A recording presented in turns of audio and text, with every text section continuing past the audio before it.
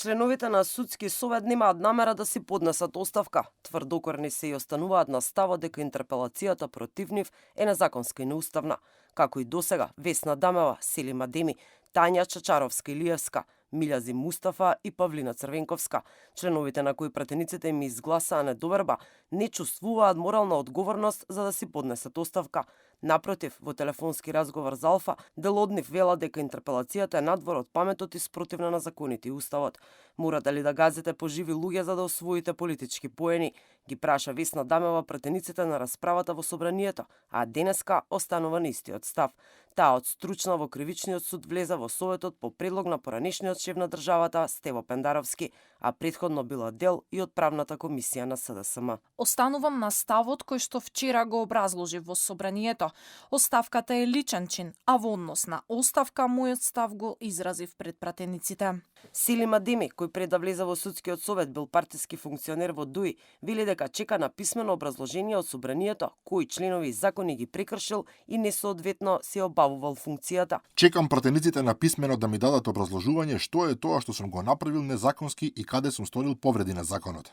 Се додека не добијам од нив одговор, нема да го коментирам прашањето за мојата оставка. Адвокатката Тања Чачаровска-Илиевска, сегашна членка на судскиот совет која се споменува како поранешен донатор на СДСМ, останува на ставот дека интерпелацијата е незаконска и неуставна. 30 години работам според закон и устав. Надвор од паметот е ова што се случува.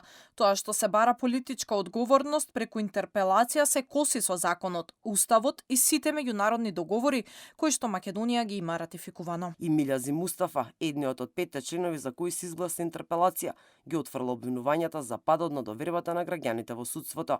Тој бил советник во Министерството за правда во владата на СДСМ и ДУИ, а во советот е по предлог на Стево Пендаровски. Обвинувањата што ми се припишуваат, кои ме представуваат како негативен фактор за падот на довербата на граѓаните во судството, се неосновани и не осликуваат реалноста на моите напори за подобрување на состојбата во судството.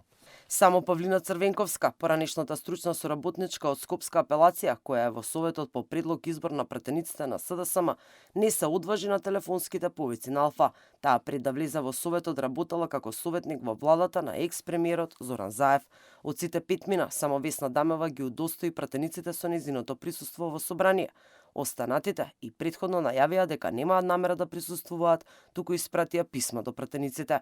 Скандалозните одлуки на сегашниот состав на судскиот совет се нотирани и во последниот извештај на Европската комисија.